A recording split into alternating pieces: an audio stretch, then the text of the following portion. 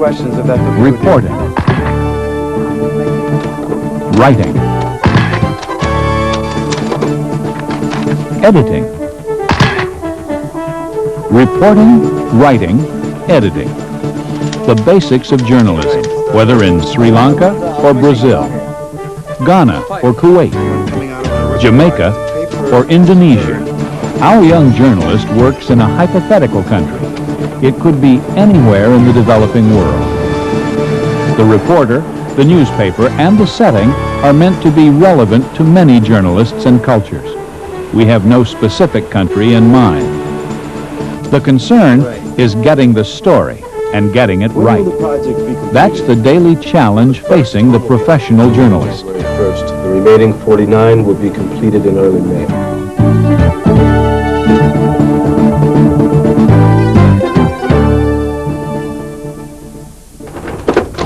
John, come on over here. Yeah, boss? Got a job for you. What is it? Something we ran a story on a couple of weeks ago, government housing project. We ran a short item on a groundbreaking, but this release says that construction is underway. What I want you to do is a follow-up progress piece on the project. As you can tell, that release doesn't give us many details. Let's see what you can do to get a story out of it. You probably won't be able to get in to see the minister, but here's the name of a department head who will probably see you, okay? Okay. Outside, What do you want? please. John, if you do go out there, be sure to take a camera and get some nice shots, eh? All right. The release says that construction has begun on the new government housing project in the River District.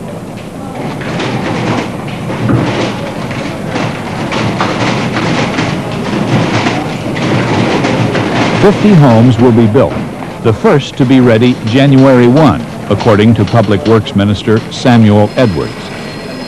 But, as the editor said, the press release is sparse. It doesn't tell us nearly enough. What information is missing here? What's needed to turn this into a complete news story? All news stories have 6 basic ingredients, known as the 5 W's and H. A news story is not complete until it answers the questions who, what, when, where, and when at all possible, why and how. Turning back to the press release on the government housing project, let's use the 5 W's and an H to ask what's missing. Put yourself in the place of a reader who might be very interested in this story, someone who may have grown up in the River District, or perhaps is in the market for a new home. Then, start asking yourself, what would you want to know? Let's take the main points one at a time. First, who? We know that the housing minister made the announcement, but do we know who is to build the houses and who is going to live in them? What? We know we're talking about a housing project with 50 homes, but do we know what kind of homes? Single family, 2-story, brick, wood, straw? Do we know how much they'll cost? Whether they'll be given out by the government free or at low income rates? Do we know how much land is involved? These are the what questions that are key ingredients of most news stories. Sometimes who is more exciting than what, but evidently not in the case of this housing project. When?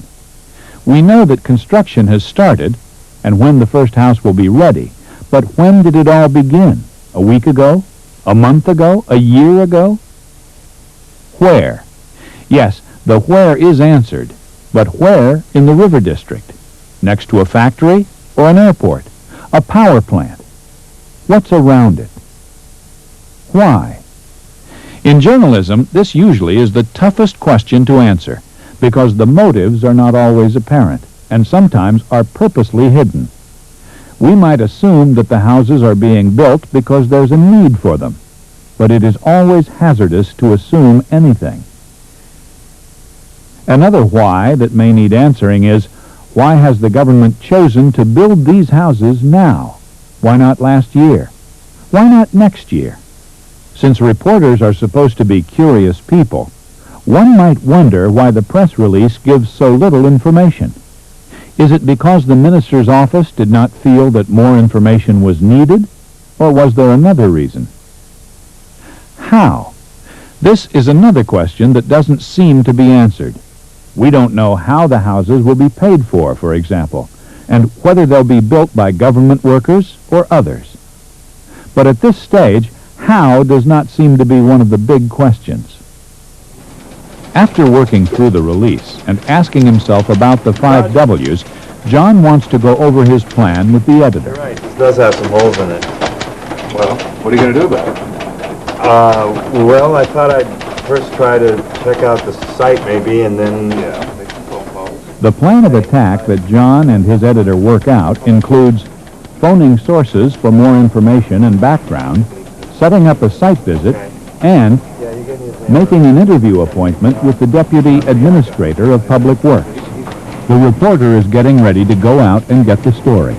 Let's watch and make sure that he takes all the necessary steps. For instance, checking to be sure he has his notebook and a working tape recorder, including tape and batteries. Letting his editor know where he's going and promising to call in later. Making sure that he has the necessary background information.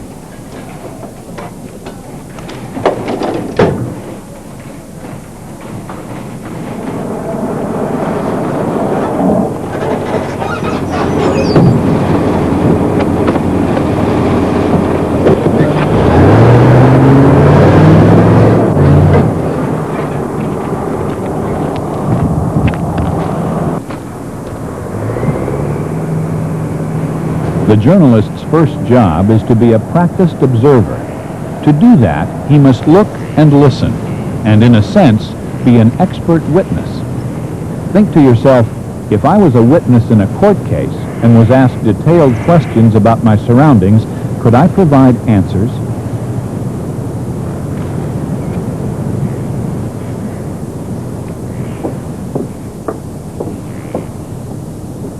Excuse me! Can I talk to you for a minute? Yeah. Okay, I'll be right there.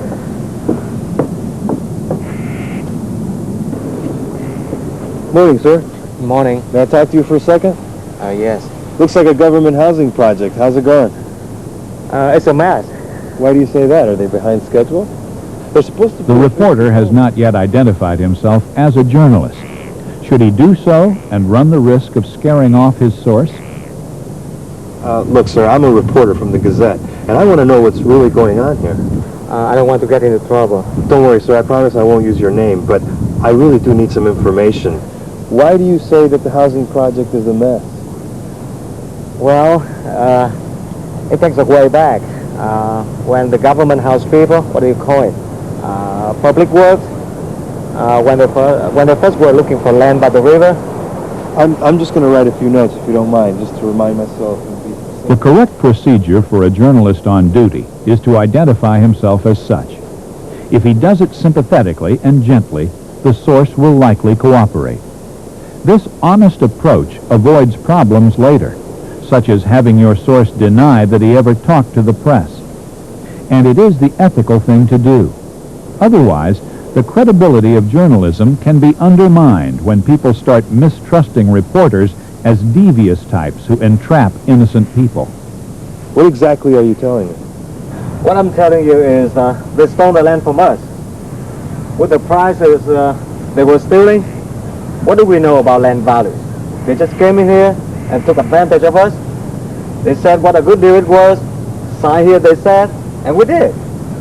We'd take it back if we could. I tell you that. What was it? Journalists often consider themselves fortunate in a situation like this because disgruntled people like the fishermen can be some of the best sources of information.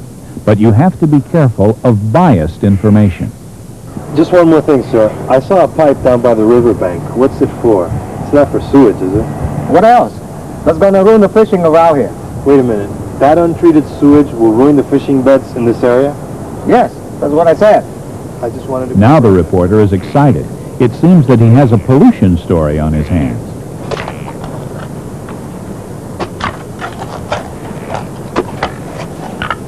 How you guys doing?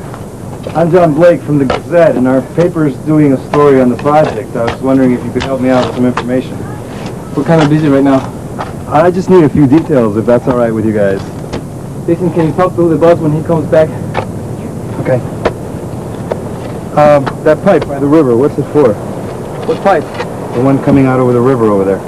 Listen, we don't know and we just don't care. We just put them where they tell us to. Right. Thanks a lot.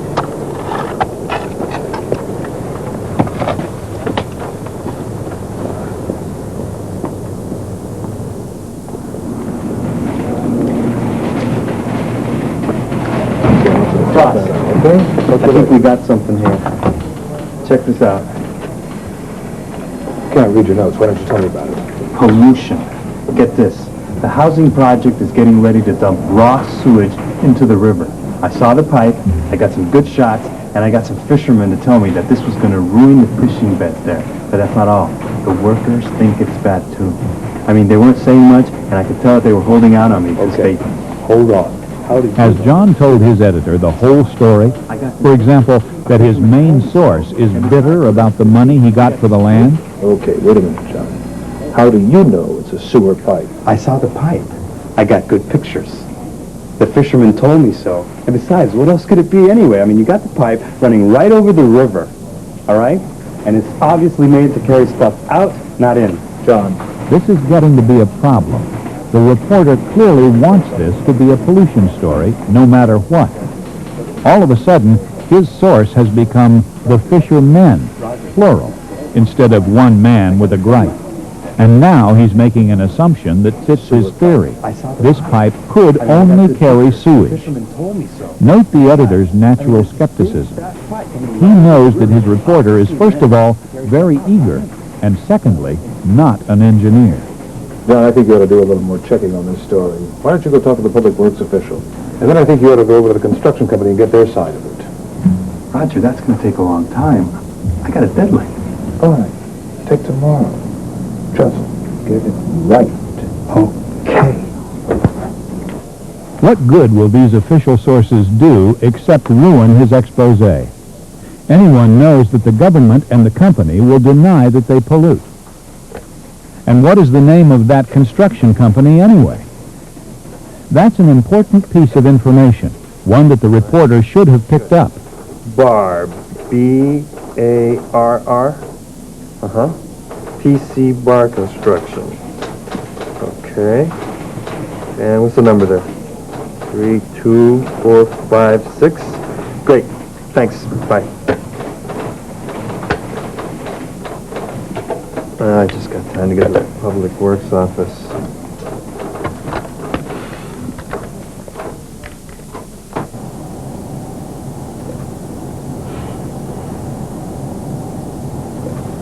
Mr. Tierra will see you now. Good. Thank you. Mr. Tierra, Mr. Blake. I really appreciate your taking the time to see me today. It's wonderful of you to take the time. We all know what marvelous work you do here, and I don't want to take you from that. So I just have a few quick questions. Naturally, you can talk off the record if you want to. Is this the right approach to gain the official's confidence and foster a professional atmosphere for the interview? Let's go back a moment and look at another approach. Okay, a few questions. I need some answers on the River District housing project since your press release has a few holes in it. Is there anything wrong with this approach? Why shouldn't the reporter be self-confident? He has information that his source does not know he has, but perhaps there is another way. Let's go back again. Thank you for seeing me today. I won't take up much of your time, but I want to write an expanded story on the River District's housing project, and I need some additional information. Of course. You don't mind if I record the interview, do you? That way I can concentrate on what you're saying. There we go. When will the project be completed? The first home will be occupied January 1st. The remaining 49 will be completed in early May.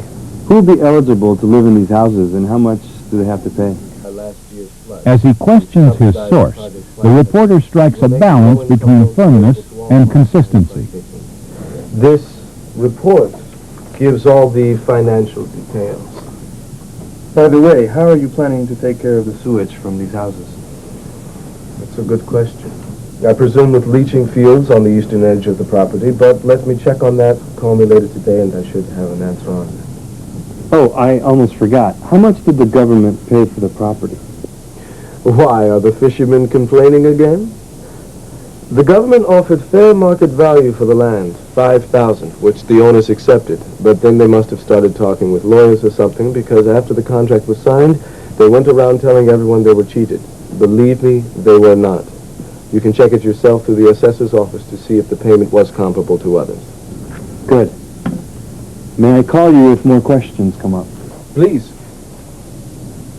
Clearly, the third example was the most productive of the three. In the first approach, the reporter was almost fawning, and that prompted the official to dismiss him as unprofessional. Reporters are observers, not boosters or fans.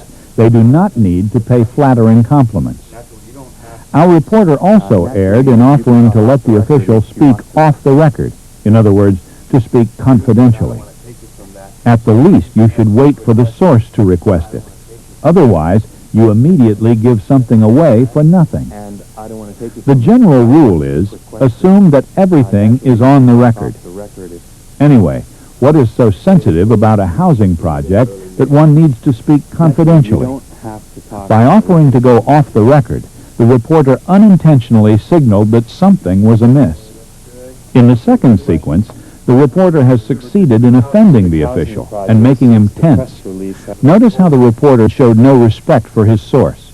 Also, he should not have turned on his tape recorder without asking permission or at least notifying the official. In the last sequence, the reporter establishes a relaxed, trusting, and professional atmosphere that fosters a useful exchange. Notice how the reporter sits erect in his chair and maintains eye contact with his source, only glancing at his notes when necessary. One should approach such interviews with the attitude that both you and the official, the source, have jobs to do and should help one another do them. Finally, one might ask, should the reporter have told the official that he personally saw what appeared to be a sewer pipe jutting into the river? There's no easy answer to that. Certainly, if the reporter had volunteered it, a responsible official would show concern and say he would check into it. But in this case, our reporter does not yet want to reveal all he knows.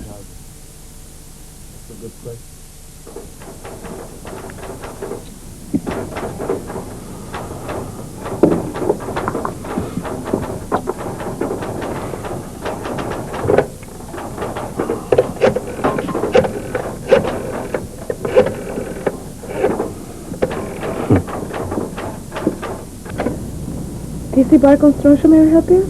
Yes, is Mr. Barr in, please? Oh, may I just call you? This is John Blake, reporter from the Gazette. We're doing a story on the River District housing project. Oh, I'm sorry. He has given specific instructions not to be disrupted. But if you want to leave your name or message. I see. Well, you might want to tell Mr. Barr that the paper has heard that raw sewage will be dumped into the river from his new housing project, and I just thought he might want to respond to that. Oh, just a minute, please. Yes. Mr. Barr, this is John Blake. I'm a reporter for the Gazette. Yes, I'm doing a story on the River District housing project. There is a time to reveal what you know, and that's what the reporter did in this case. This was the only way he could get to speak to the contractor. Do you mind if I record our conversation, sir? Why not? Thank you. Here we go. Mr. Barr, I understand that there is a pipe leading to the river from the housing project, and I've been told this is a sewer pipe. Is this true? There's only one such pipe, and that pipe is for water drainage. It's meant to carry the harmless runoff from the hills above the project and from the house drains. We haven't connected the receiving ends yet, but you can look at the plans if you don't believe me. Who should I talk to about that? See my foreman, Mr. Bello. All right, thank you very much for your information. We appreciate your help. This is a crucial threshold for any journalist. It is where self-discipline and professionalism must be brought to bear against natural, personal feelings. At this point, our reporter is so disappointed that he's tempted to give up on the story. His enthusiasm is gone. But why must it be? His assignment wasn't to report a scandal. It was to tell the public about a new housing project. Now, has he got all the information he needs for a comprehensive report? No. And as a matter of fact, he still cannot be sure the contractor is telling the truth. Roger, I'm getting ready to go back to the site. I'll be back later. Mr. Bello. John Blake from the Gazette. We're doing a story on the project, and Mr. Barr said I could come over and take a look at your blueprints. Oh, yeah. Bob told me about you. You're going to be around asking some questions. The plans are right here. Let me show you. Okay. You see this drainage pipe right here? Mm-hmm. Starts here, turns around throughout the whole project, and empties right here. And that's where the river is. Yeah. And that pipe carries water, no sewage? Oh, no sewage. No, water only. It seems that our reporter has lost his pollution story, but he keeps at it. John comes across a widow living at the edge of the housing site. She tells him she lost everything in a devastating flood. Her husband, her house, her livestock. Everything except her child and a few odds and ends. But, she tells John, she's going to get a new home in the housing project. The government will give her a good loan at affordable rates. The housing project is the answer to her prayers, she tells John. In the process of getting the story and staying with it, the reporter has found a new direction. Roger, it's a good thing I checked out that pipe business again and went back to the housing project. I interviewed a woman who lost everything in the flood, and This is where the reporter gets guidance on the approach for writing the story, how long it should be, and the deadline. Well, sounds like you've got quite a good human interest angle there. Why don't you keep it to a column and show me those photographs as soon as they get out of the darkroom, huh? Yes, sir.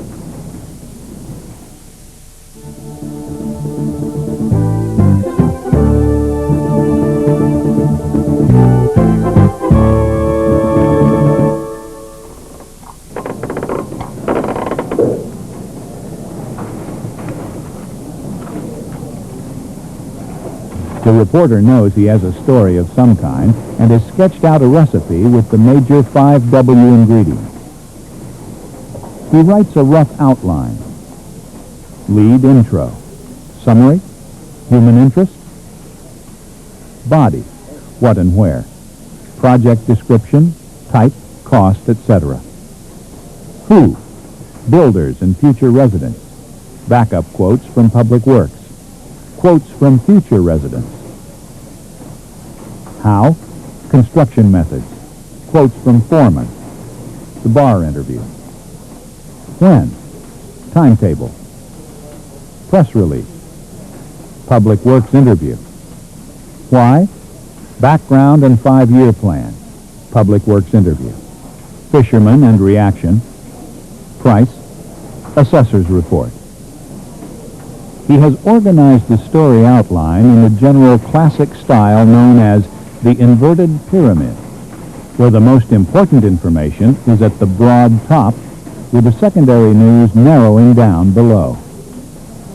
But he's having trouble figuring out how to start the story. What is his intro or lead going to say?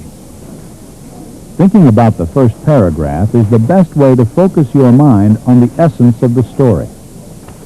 But in this case, the editor says it's more of a human interest story than a straight news report. So the first sentence doesn't readily jump to mind. All right, how do I start this?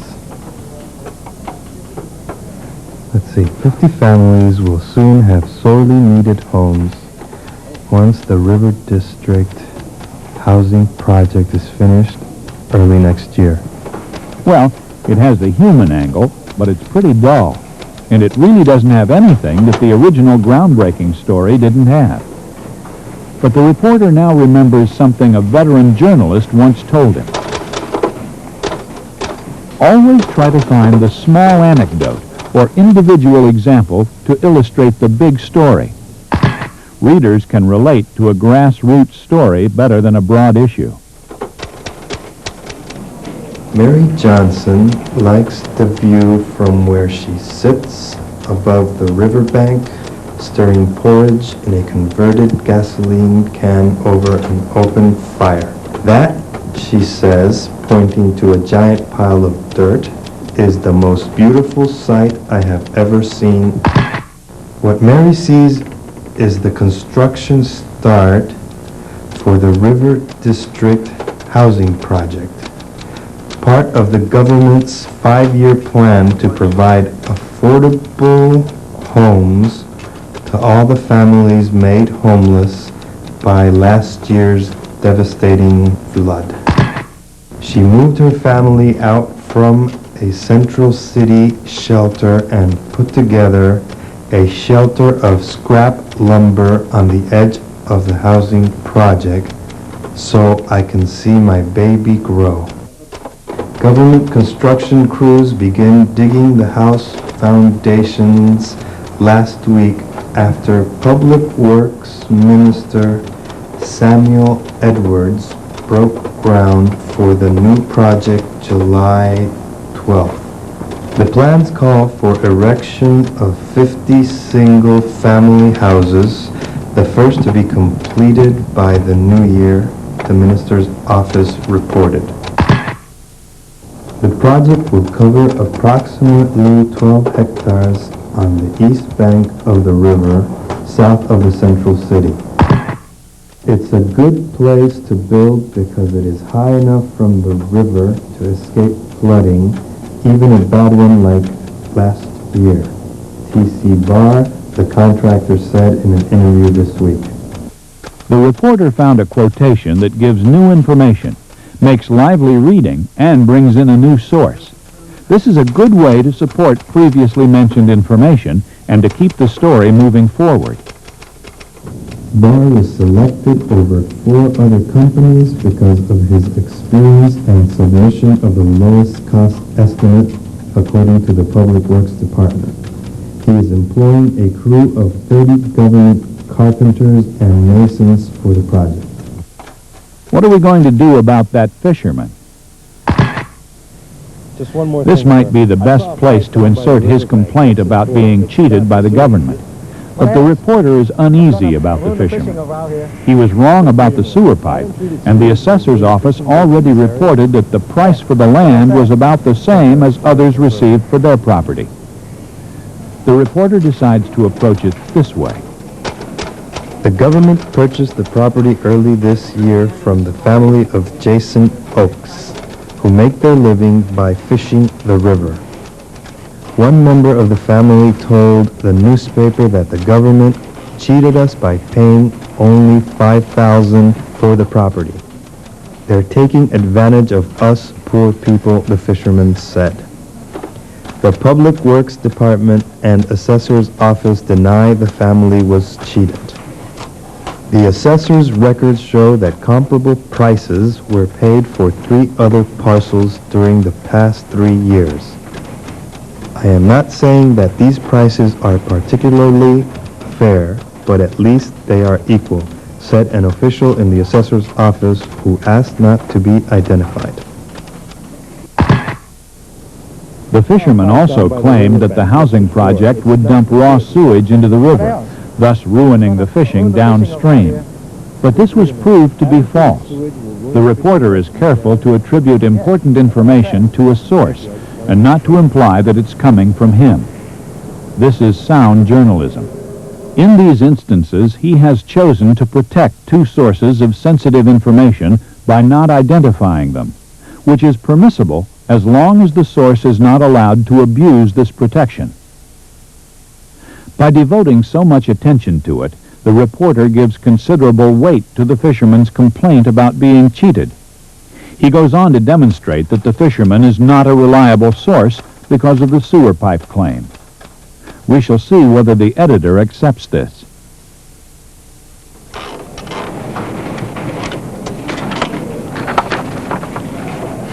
Okay. Here's my story.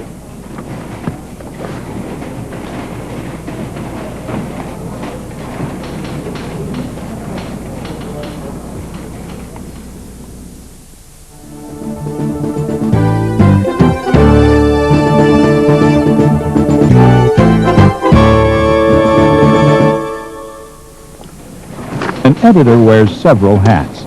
With one hat, he puts himself in the place of the reader.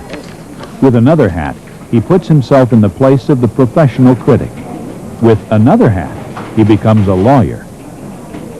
If the newspaper doesn't have a separate copy desk for fixing grammar, syntax, and typographical errors, then the assigning editor has yet another hat to wear, that of grammar policeman. In his first role, the editor wants to see the story from the audience's point of view. At this point, he has to resist the temptation to make a lot of detailed corrections, so he uses his editor's pencil sparingly at first, making marks only to remind him to come back to a point that troubles him. Now, he's looking for readability and overall interest. The basic question he wants to answer at this stage is this something I want to read? It seems that the story has passed the readability test, but the editor wants to tinker with that lead intro. He knows that the opening paragraph has to be able to grab the reader's attention immediately. Mary Johnson looks up from where she squats by the riverbank, stirring porridge in a converted gasoline can over her makeshift fire pit.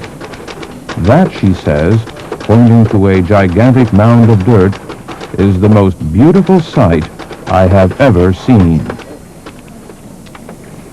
One of the first rules of good writing in any language is to show rather than tell.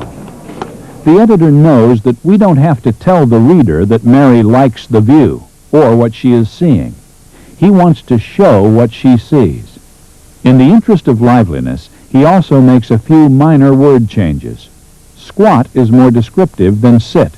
Mound is more precise than pile. Now the editor's work really begins. Wearing his critic's hat, he starts looking for problems, the holes, inconsistencies, and imbalances in the story. When did she move her family out? Government construction workers began digging. East bank of the river, south of the central city. How far? Barr was selected over 4 other companies because of his experience and submission of the lowest cost estimate, according to, well, how much lower? Early this year, from the family of Jason Oakes, who make their living by fishing the river. All of them make their living this way? A check of the assessor's records shows. No. The editor decided to cut the reference to sewage because, in his judgment, it gratuitously casts doubt on the credibility of the fishermen. Others might disagree, but the editor will explain his reasoning to the reporter later. Yes, sir. I want you to fill in these holes. I took out the last 3 graphs because it's minor stuff, and I want to keep the story to 700 words. All right. I also took out the part on the sewage. Why? Because it seems that you're trying to make this fisherman out to be a liar, and I don't think that's necessary. You've already made the point in discussing his claim that he was cheated. In any case, you did do well in checking out that sewage angle. Thanks. The editor could have been rough on his young employee, could have treated him harshly for jumping to conclusions and not being more skeptical of a complaint. But he chose to take another tack, By the way, encourage the reporter, job. raise his feeling of self-worth. But if he thought the reporter had not learned his lesson from the incident, he might not have been so gentle.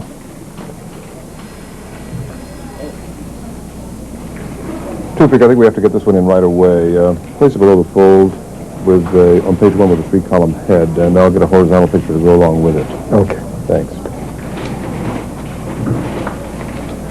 The chief editor has passed the story on to his copy editor for a headline, photo caption, and final check.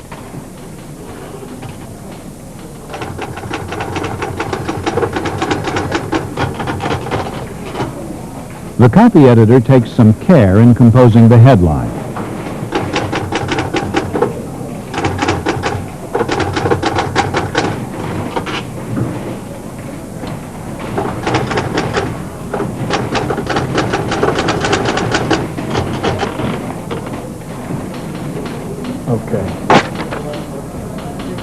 The first version is okay, but lifeless. The second version is inaccurate. The homes have not, in fact, gone up yet. The third version does, however, bring in some of the human drama. This newspaper's style is to use a freestanding summary at the start of a photo caption.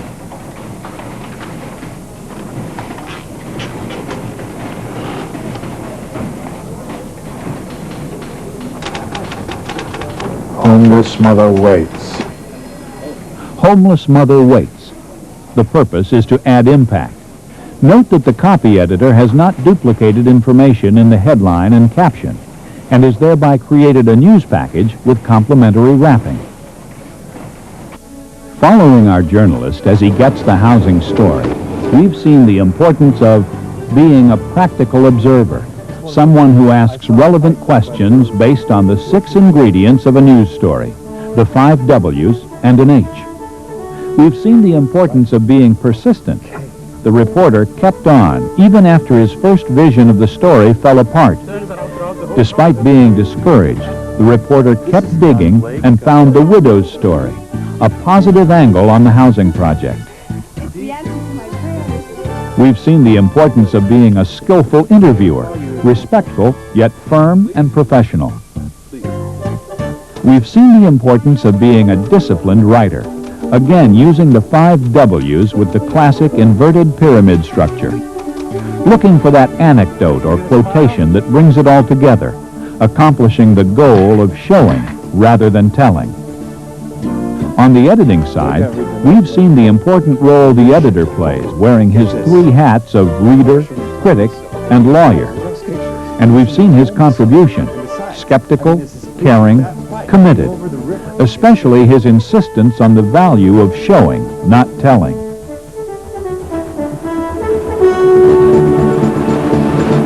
Getting the story and getting it right. That's the professional journalist's job. There's no question that it's a job worth doing.